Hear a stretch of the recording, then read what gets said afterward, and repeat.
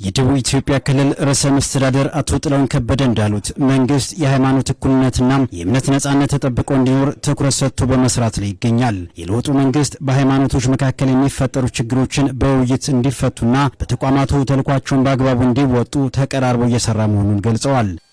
የለውጡ መንግስት ገና ከጅምሩ በተለይ እንደ ሀገር ተገጠመን ስብራቶች በእምነት ተቋማት ውስጥ የሚገጠሙ ስብራቶች በጣም በርካታ ናቸው።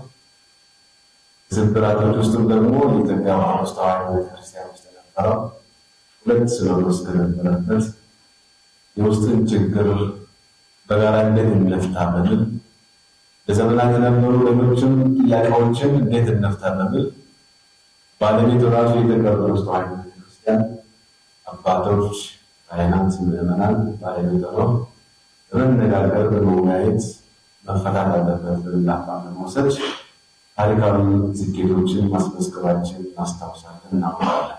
የሃይማኖት ተቋማት ከሃይማኖታዊ ተልዕኳቸው በተጓዳኝ ለሀገረ መንግስት ግንባታና ለብልጽግና ጉዞ የሚያበረክቱት አስተዋጽኦ የጎላ መሆኑን አቶ ጥላሁን አስታውቀዋል። በዚህ ሂደት መንግስት ለእምነት ተቋማት የሰጠው እውቅና ከምንም በላይ ለሀገረ መንግስት ግንባታ የእምነት ተቋማት ከፍ ያለ ሚና የሚጫወቱ ብርቱ አስተዋጽኦ ያበረከቱ ዛሬም ነገም ተስፋ የሚጣልባቸው ኢትዮጵያን አጽንተው የቆዩ በተለይ ምሰሶ ሀገርና ዋልታ የሆኑ ሁሉ ይመሰክራል። ለሀገረ መንግስት ግንባታ ያላቸው አስተዋጽኦ ብቻ ሳይሆን ምዕመናንን ኢትዮጵያ የብልጽግና ተምሳሌት እንድትሆን ሰርተው ጥረው ግረው ለፍተው ሀገር እንዲቀይሩ ባህል በመቀየር ረገድ በአስተምህሮ ደረጃ ከፍተኛ አስተዋጽኦ ያበረከቱ ስላሉ እውቅና የሰጠን መንግስት ነው።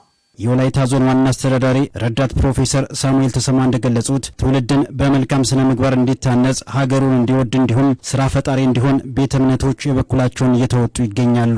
ሰብአዊ ድጋፍ ከማክበር በተጓዳኝ ሁለንተናዊ ልማት በማስተባበር አስተዋጽኦቸው የጎላ መሆኑን ዋና አስተዳዳሪው ተናግረዋል። የከፋፋይነትና የጽንፈኝነት ዓላማ ያላቸው ሐሰተኛ ሚዲያዎች ለሚያሰራጩት አፍራሽ ትኩረት ሳይሰጡ በአብሮነት መንፈስ መስራት እንደሚገባ መልእክት አስተላልፈዋል። በብዙ ሃይማኖቶቻችን መካከል ያለው ነባሩን የመከባበርና የመቻቻል እሴቶቻችን አጠናክረን እንቀጥላለን።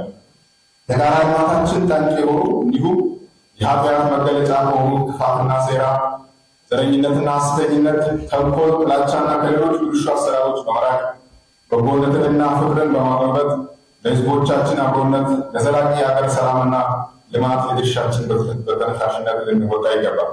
ከሃይማኖት አባቶች መካከል አንዳንዶቹ በሰጡት አስተያየት ተቋማቱ ከሃይማኖታዊ ተልዕኳቸው በተጓዳኝ በተለያዩ ማህበራዊ፣ ኢኮኖሚያዊ ጉዳዮች ከመንግስት ጋር እየሰሩ መሆናቸውን ገልጸዋል። የመደመር መንግስት የሃይማኖት ተቋማት በሚል ርዕስ የተዘጋጀ ሰነድ ቀርቦ ውይይት ተካሂዶበታል።